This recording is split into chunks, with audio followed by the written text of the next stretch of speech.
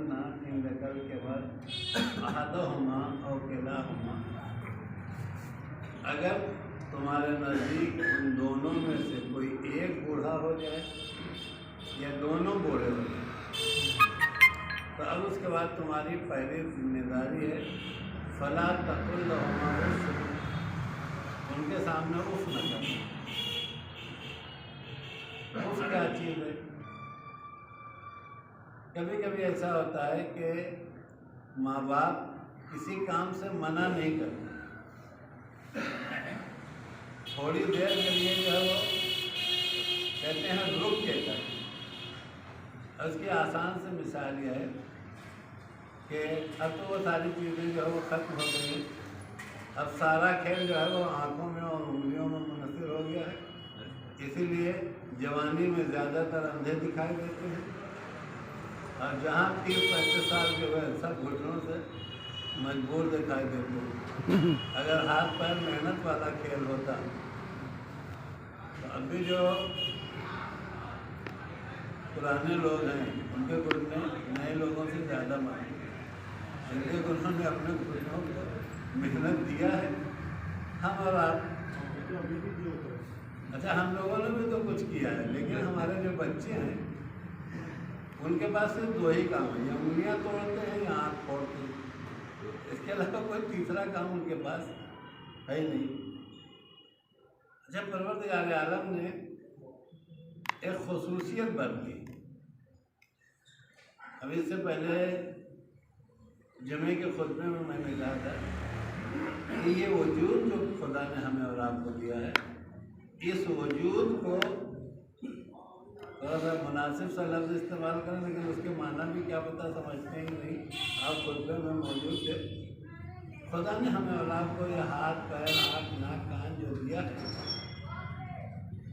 इसके लिए मर्ज़ी खुदा यह है कि ये बढ़े, तरक्की करे, और इस बढ़ने और तरक्की करने के लिए उसने हमसे और आपसे मुतालबा किया कि इसको जितनी ही हरकत दोगे, जितने ही हिलाओगे, उतनी ये बढ़े।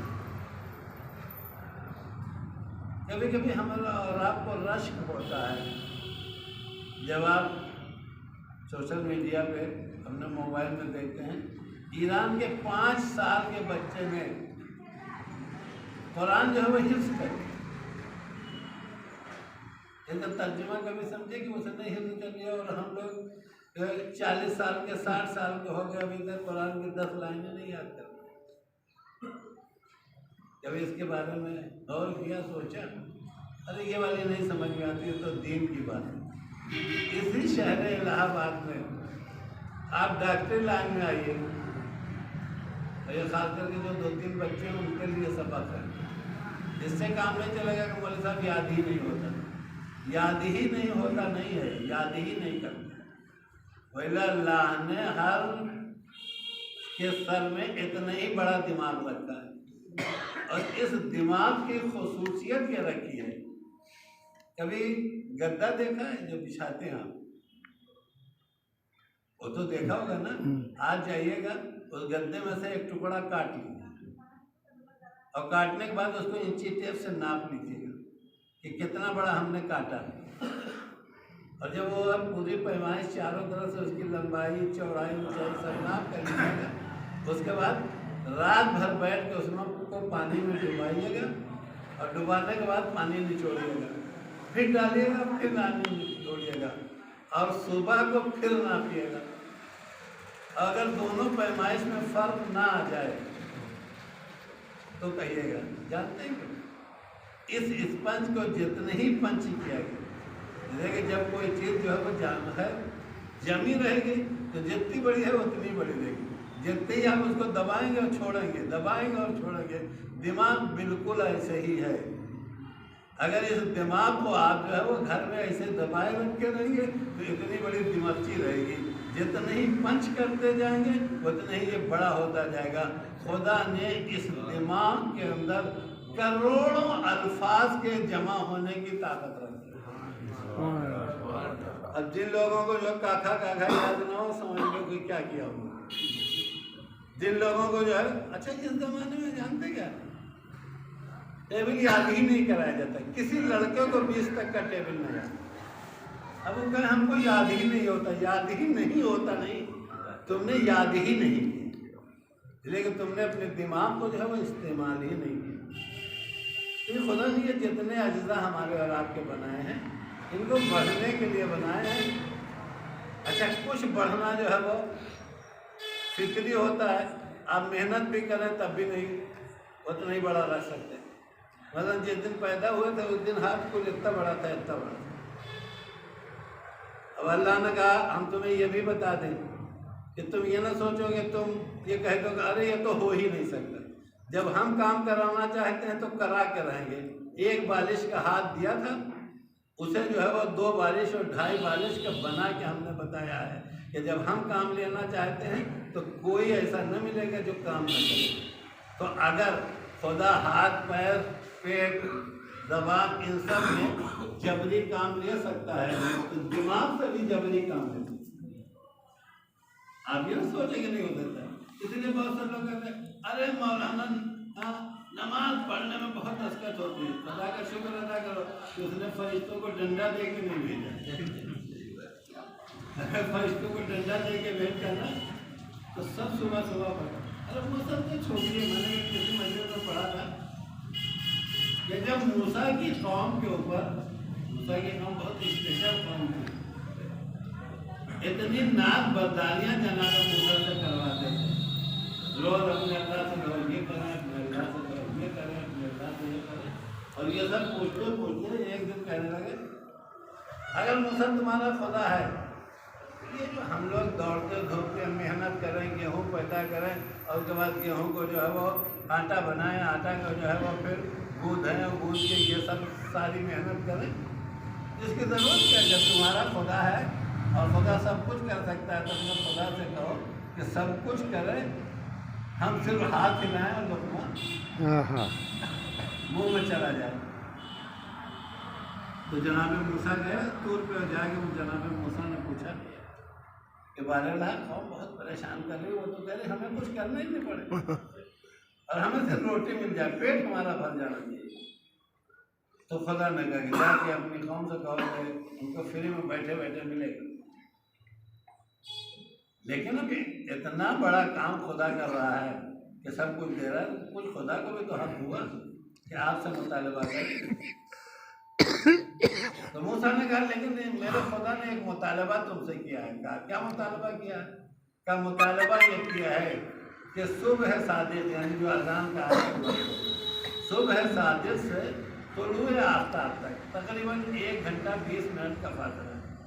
इस बीच में अगर कोई सोता रह गया तो उसकी रोटी आएगी और वापस चली जाएगी। अब फिर उनको 24 घंटा भूखे रहना पड़ा, 24 घंटा अब भूखे रहना पड़ेगा, अब कुछ ना मिलेगा। अच्छा, उस जमाने में ये भी नहीं था कि आज के दौर में, उस जमाने में बात जानते हैं, उस जमाने में अल्लाह ने पाबंदी जब लगाई तो हर आदमी को साहिब अख्तियार बनाया। आपकी रोटी ये नहीं छीन सकते थे, इनकी रोटी हम नहीं छीन सकते थे, हमारी रोटी ये नहीं छीन सकते थे। जो आजकल हो रहा है कि जो जितना बाहुबली बने वो बाहुबली बनता ही है, 50 और 1000 आदमी की रोटी छीन क्या कहना। लेकिन उस दौर में सब अपनी रोटी के मालिक थे, कोई बाहुबली नहीं था कि जो दूसरे की रोटी छीन लिया। और जो सो गया अब आप छीन नहीं सकते थे, वापस चलिए। तारीख में मिलता है कि पूरे मन्नो सलवा उतरने के जितना टाइम था, लेकिन मन्नो सलवा भी वापस हो गया, उनकी बदकिरदारियों भी हो जाती। तो जब तक उतरता रहा कोई एक इस टाइम सोता हुआ नहीं था।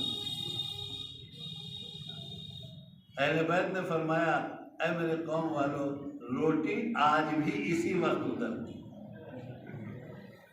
सोचिए कि टाइम बदल गया, अब मगरिब के टाइम जो है रोटी उतरती है। रोटी आज भी सुबह 7 से लेके तुलुए आफ्ताब तक उतरती है। लेकिन ये हमारी कुर्बानियों का असर है कि कायदतन रोटी वापस चला जाना चाहिए, लेकिन हमारी कुर्बानियों की बुनियाद पे दीन को हमने जो बचा लिया है उस पर खुदा इतना मेहरबान हो गया है तो उम्मत मोहम्मदी की रोटी वापस ना करे। क्या कहना, सुभान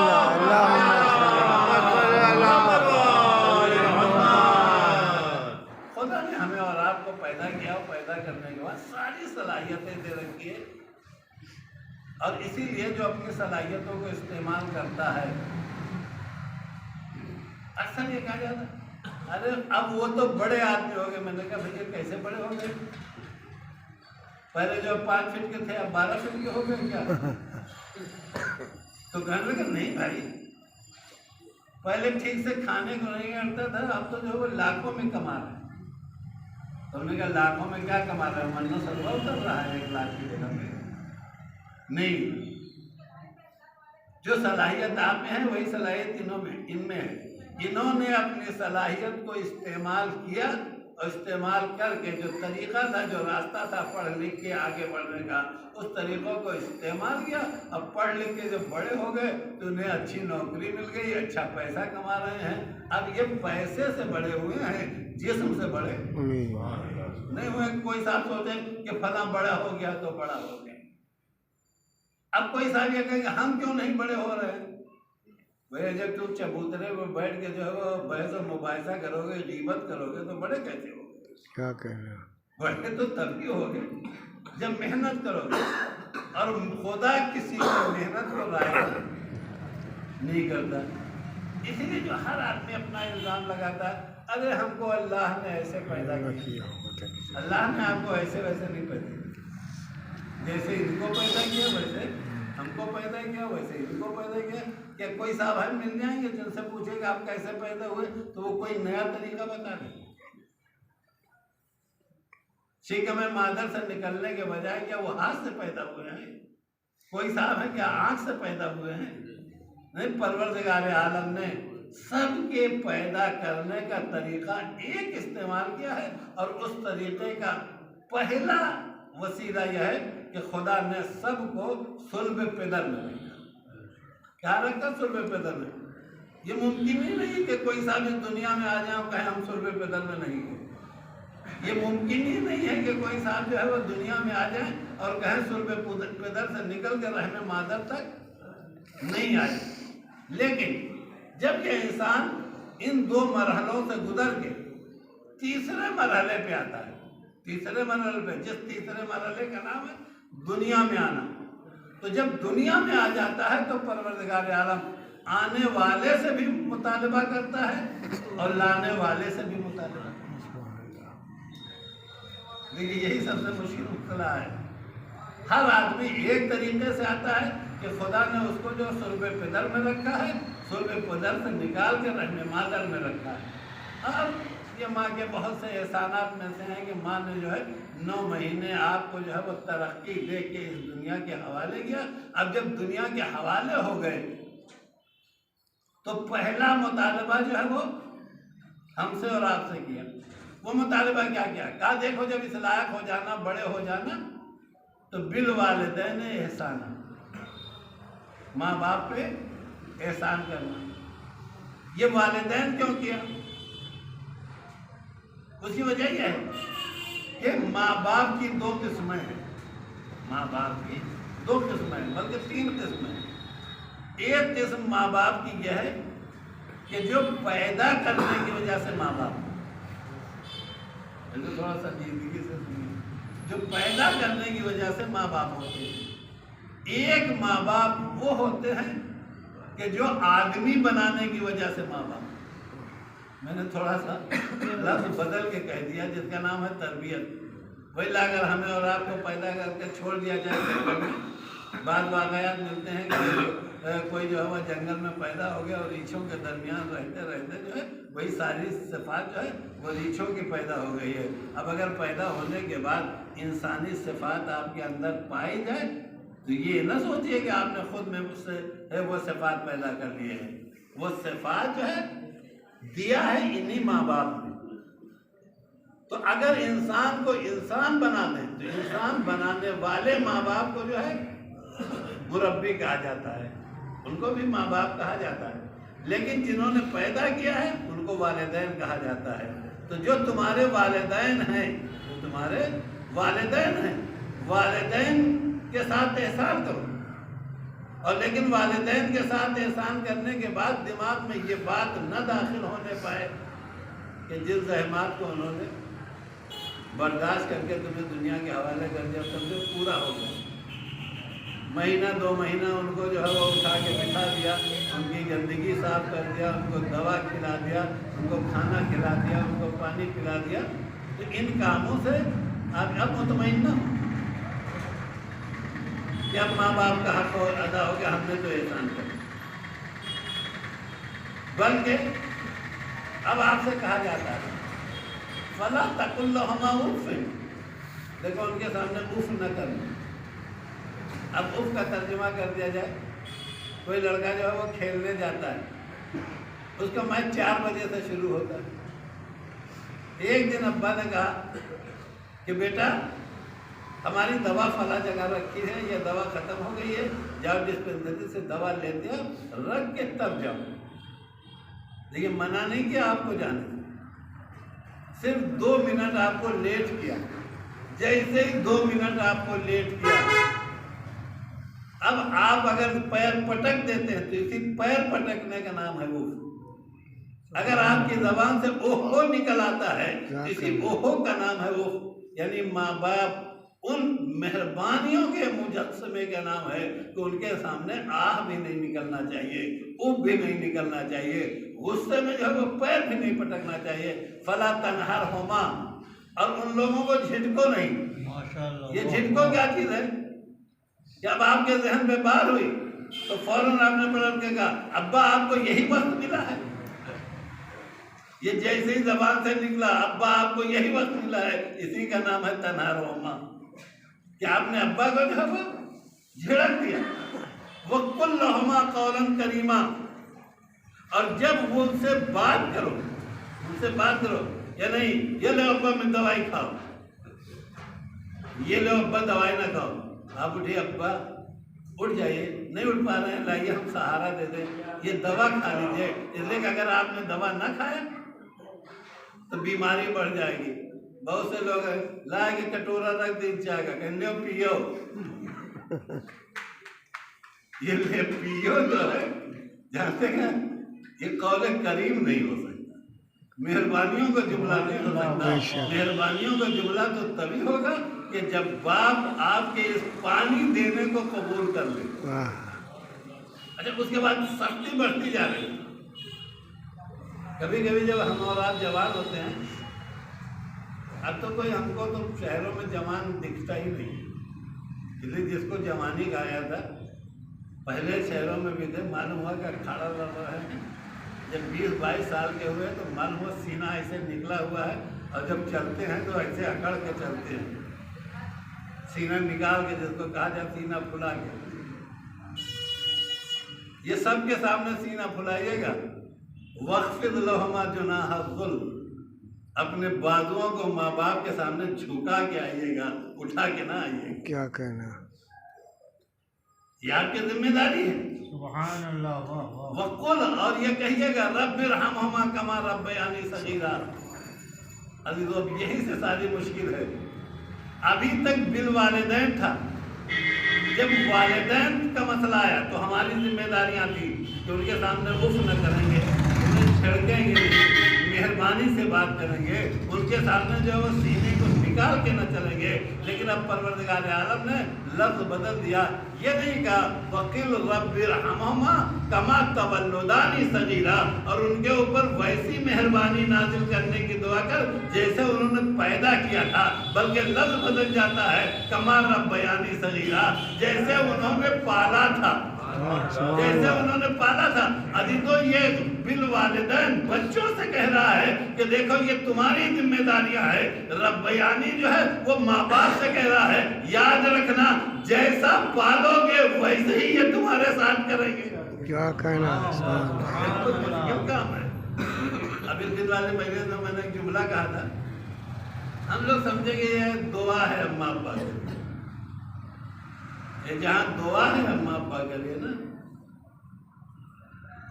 वहीं अम्मा अब्बा को यह सोचना पड़ेगा कि कहीं अगर इस बच्चे ने, हमारे बेटे ने दुआ कर दिया तो कहीं ये बद्दुआ ना बन जाए,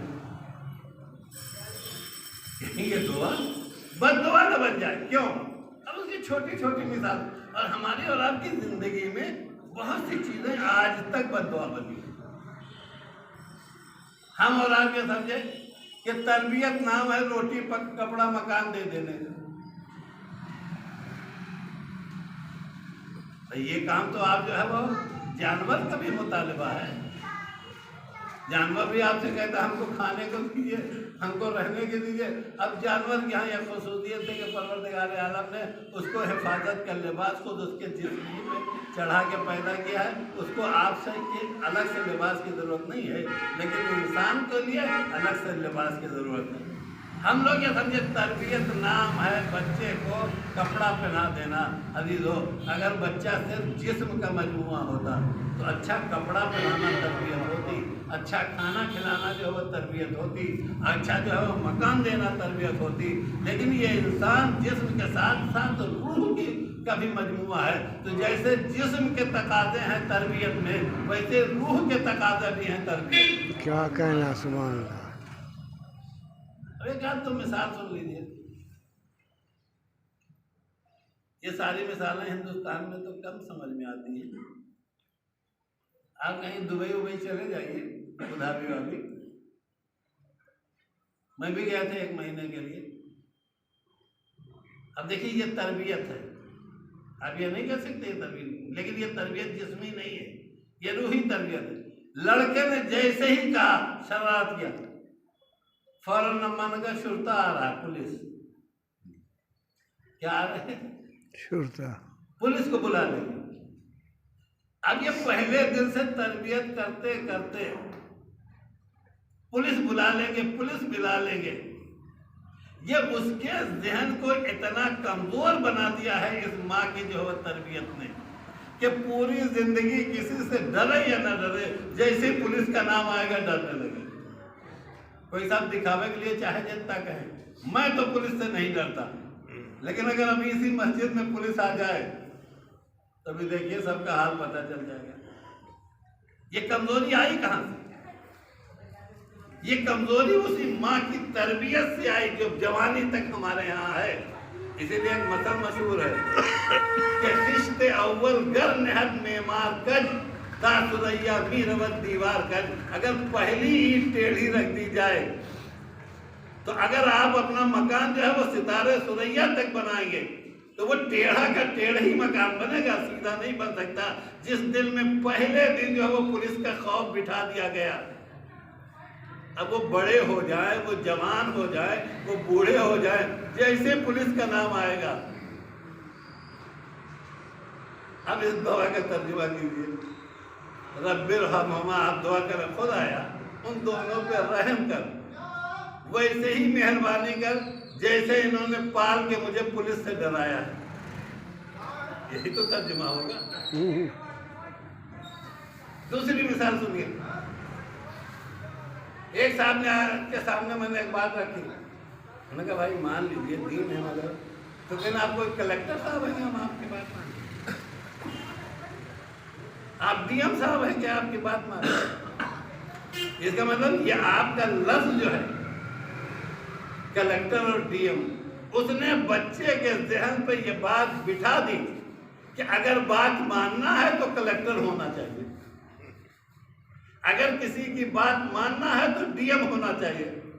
अगर पहले दिन ये समझाया होता, कहा होता कि ये नबी है इनकी बात मानो, ये इमाम है इनकी बात मानो, तो ये हमेशा ये सोचता अगर बात माननी चाहिए तो नबी और इमाम की माननी चाहिए। हमने तरबियत में बात किसकी मनवाई? डीएम साहब के और कलेक्टर साहब। देखिए ये कलेक्टर जो है वो तरबियत का वो नक्श है जो कमजोरी हमारे और आपके यहाँ तरबियत में वहां से शुरू होती है। और जब तरबियत में वालिदैन की तरफ से कमजोरी होगी तो आप याद रखिएगा, शायद यही वजह है कि अगर आप तारीख पढ़ेंगे तो जिसे परवरदिगार आलम ने कायनात का मुरब्बी बनाया था, उसने जब हमारी और आपकी तरबियत किया, जबकि उसकी सिफात में से हैं, तुम्हारे लिए बशीर भी हैं, तुम्हारे लिए नज़ीर भी हैं, खुशखबरी देने वाले भी हैं, डराने वाले हैं। लेकिन जब भी उसने डराया तो डराने के साथ साथ हमें और आपको जो है बचाने का इंतजाम भी किया। क्या कहना। यानी वो बशीर है, खुशखबरियां दे रहा था, बेशक। वो नज़ीर है, वो डराता था। मैं कहूँगा या रसूल अल्लाह, खाली खुशखबरी दे देते, डराने की ज़रूरत क्या है? तो रसूल फरमाएंगे हमसे बेहतर तुम्हें कौन पहचानता है। हाँ, अगर हम खाली खुशखबरी देते, थोड़ी सी छोटी मोटी खुशखबरियाँ दे दिया कि हमारे लाल पे रोने वाला जो है उस पर जहन्नम की आग हराम है, तब तो तुम जो है इतना खुश हो गए, हाँ, क्या कहना। हर बुराई की तरफ दौड़ने लगे। ऐसा नबी ने तना ये नहीं कहा खाली जन्नत जन्नत जन्नत। नबी ने कहा अगर गलत काम करोगे तो जहन्नम भी है। लेकिन अब हम और आप खौफजदा हुए वैसे बच्चों की तरह से, तो जैसे पुलिस ने जो है जहन पे ऐसा पुलिस बिठा दिया है कि आप पुलिस के नाम सुनते ही घबराना शुरू किया। वैसे नबी ने जो है वो डराया तो, लेकिन डराने के बाद तो जानते हैं क्या खुशखबरी है। मैं कहूँगा रसूल अल्लाह डरा क्यों रहे? क्या डरा इसलिए रहा हूँ कि कहीं ज्यादा खुश हो के जहन्नम को भूल न जाए, और अगर बदअमलियों की वजह से जो है वो जहन्नम में जाने लगेंगे तो मैं बचाने का रास्ता भी बता रहा हूँ। और वो रास्ता यह है, हम अहले बैत का दामन पकड़े रहना, हम सबसे पहले आगे आके तुम्हारी शिफात करें। क्या कहना। सुभान अल्लाह। अभी हमारा मरने वाला यहाँ से निकल के कब्र तक गया और हम आप वहाँ से लौट के घर तक आए। नबी ने कहा देखिए मुश्किलात में चला गया, अब ये हमारी जिम्मेदारी है कि हम इसकी मुश्किलात को दूर करें। तो फौरन नबी ने पुकार के कहा वरहमू मौताकुम बिस्सदका।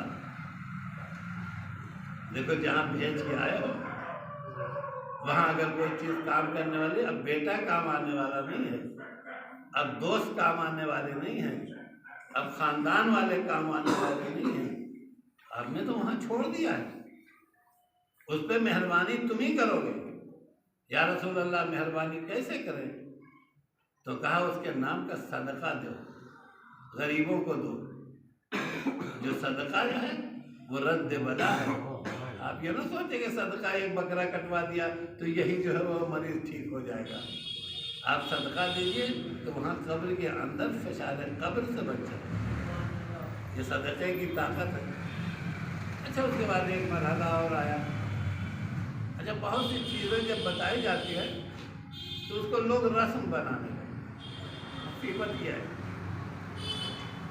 वरहमू बिस्सदका, तुम लोग सदक़े से अपने मुर्दे पर मेहरबानी करो। अब ये घर वाले सदका दे, वो ऐलान होने लगा नमाज के बाद, पहले सब लोग सदका जमा कर दो। एक आदमी मस्जिद के डिब्बे की तरह से, अब सवाल जवाब जो है वो चारों तरफ से होने लगा। भाई ये कहाँ से आ गया कि कब्रिस्तान में एक एक आदमी की जेब खाली कराई है। अगर कोई आदमी कब्रिस्तान गया हो जेब में न रख के दे दे। जैसे अब की जुमे को अचानक आके हमसे कह दिया फला जगह मस्जिद बन रही है, वहाँ के चंदे का ऐलान कर दिए। तो मैंने ऐलान किया मस्जिद बन रही है लेकिन आज चंदा देना ज़रूरी नहीं है। वो इसलिए ज़रूरी नहीं है कि कितने मोमिन हैं जो बगैर जेब में पैसा रखे थे।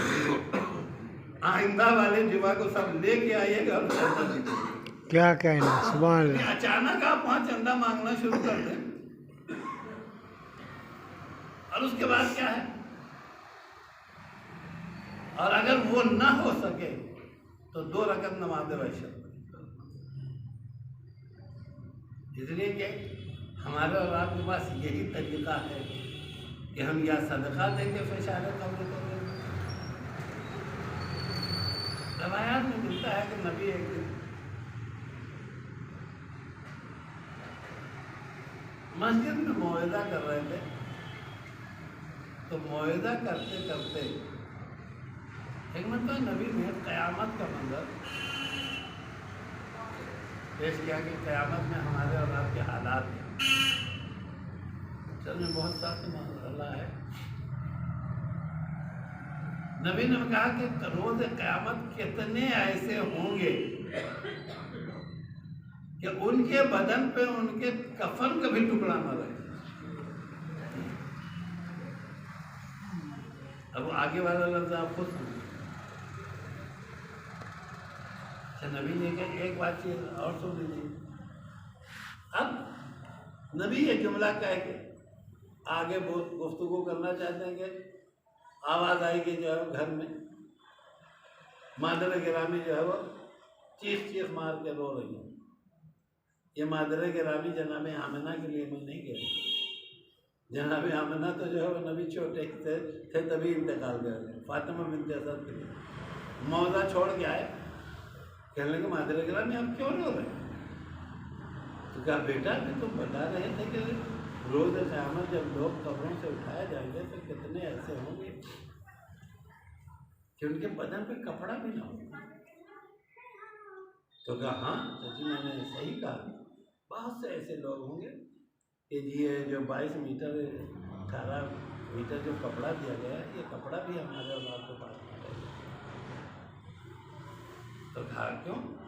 कहा बहुत से लोग होंगे कि जिन्होंने अपनी ज़िंदगी में हलाल और हराम जो किया है वो तो किया है, लेकिन जब कफन देने लगे तो उसमें भी हलाल और हराम का जो है वो ख्याल नहीं रखा। और जैसे ये सुन लीजिए, रोज़ क़यामत कोई हराम खुदा के सामने नहीं जाता।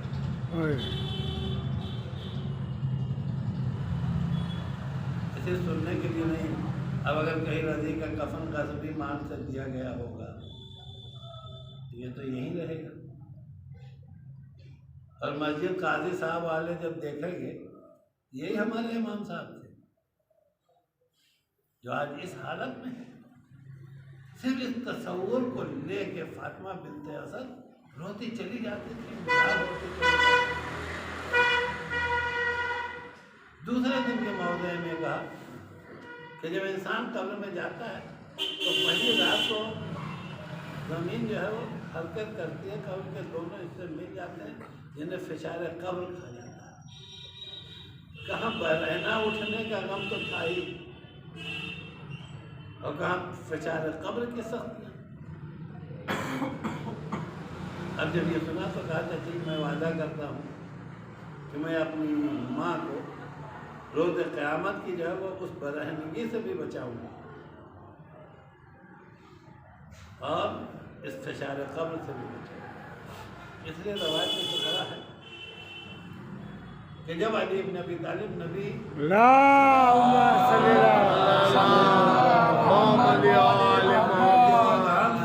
अपने घर से मदीने से निकल रहे थे तो उधर से अली इब्न अबी तालिब रोते हुए आए और आने के बाद कहा, नबी ने पूछा क्या हो गया अली? कहा या रसूलल्लाह मेरी मादर गिरामी का इंतकाल हो गया। जैसे कहा मेरी मादर गिरामी, ऐसे पलट के कहते हैं अली मेरी न कहो बल्कि कहो हमारी मादर गिरामी,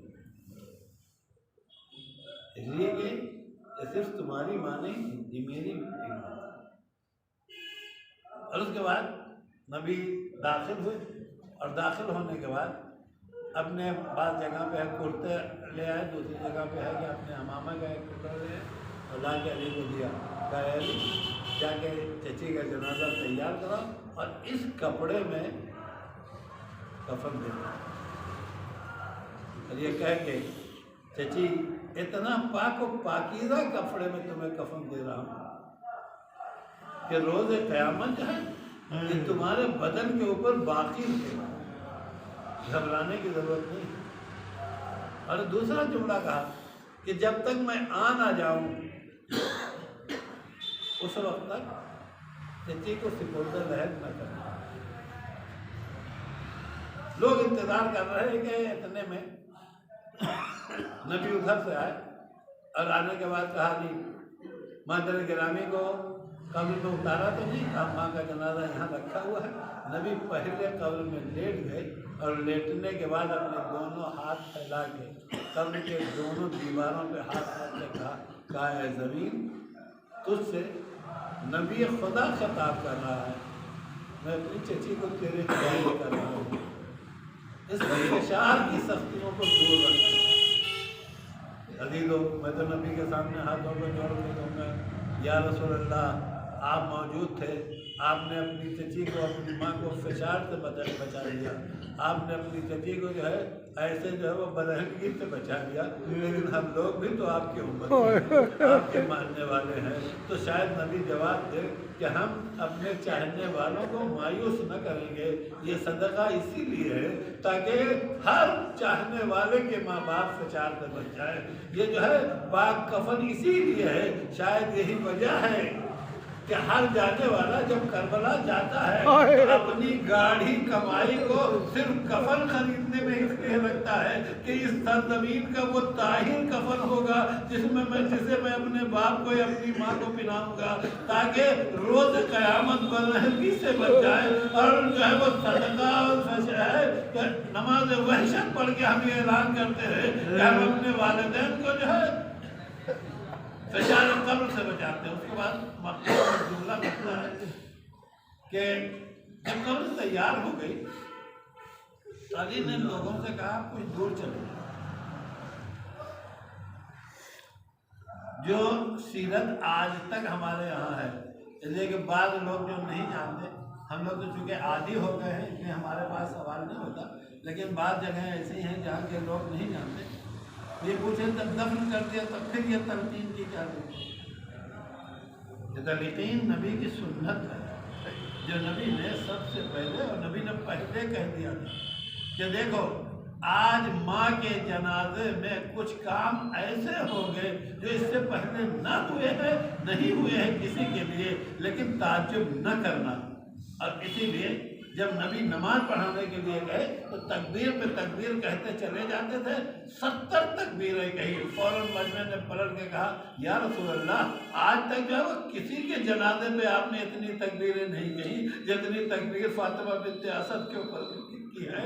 तो फौरन नबी ने फरमाया, नादान तुझे नहीं मालूम मेरी माँ ने जितनी ज़हमतें बर्दाश्त किया है, जनाजे की सफाई लग रही थी तो परवरदिगार आलम ने 70,000 फरिश्ते जमीन पे उतारा, और यह 70,000 फरिश्ते 70 सफों में खड़े हुए थे।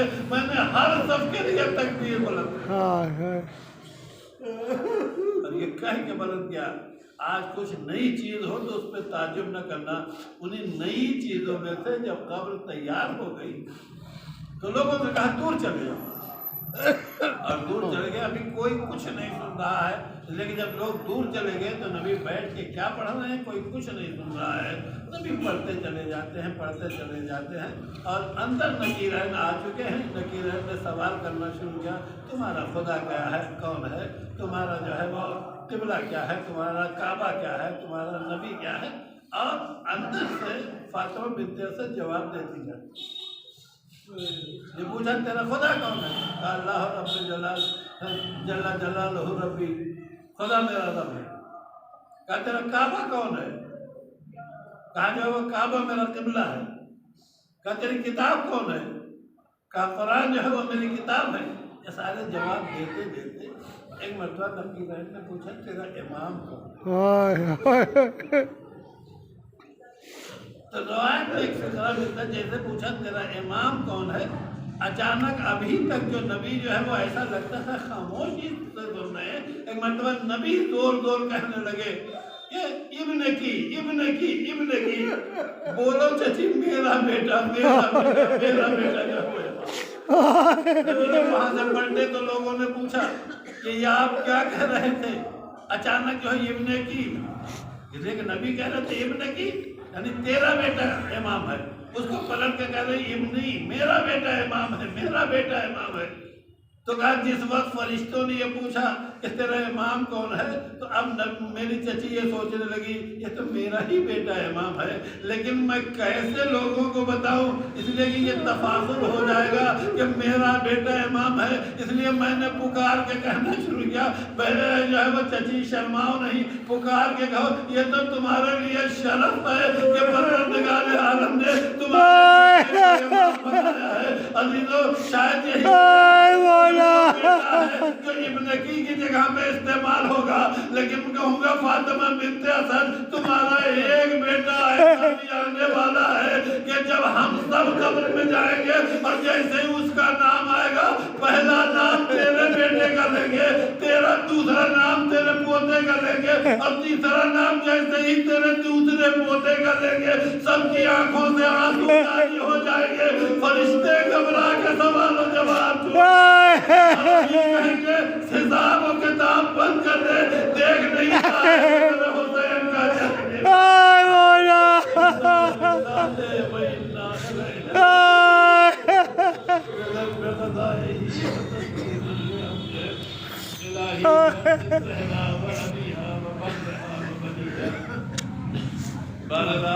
मोहम्मद हमारे हर मोमिन मोमिनात के दिल मकासद को जिन मरहूमीन के साले सवाल किए मजलिस तर्जा की गई तो दर्जात को बुलंद उन्हें मोहम्मद वाले मोहम्मद के साथ मशहूर कर उनके पसमंदगान को सब्र जमील जहाँ जहाँ मोमिन और मुस्लिमीन हैं उनके जान माल इज्जत व आबरू की हिफाजत। जो लोग बीमार बिलखसूस नबी भाई बहुत लगे हैं, खुदा है उन्हें बेहद के मोहम्मद वाले शफाए कामिल।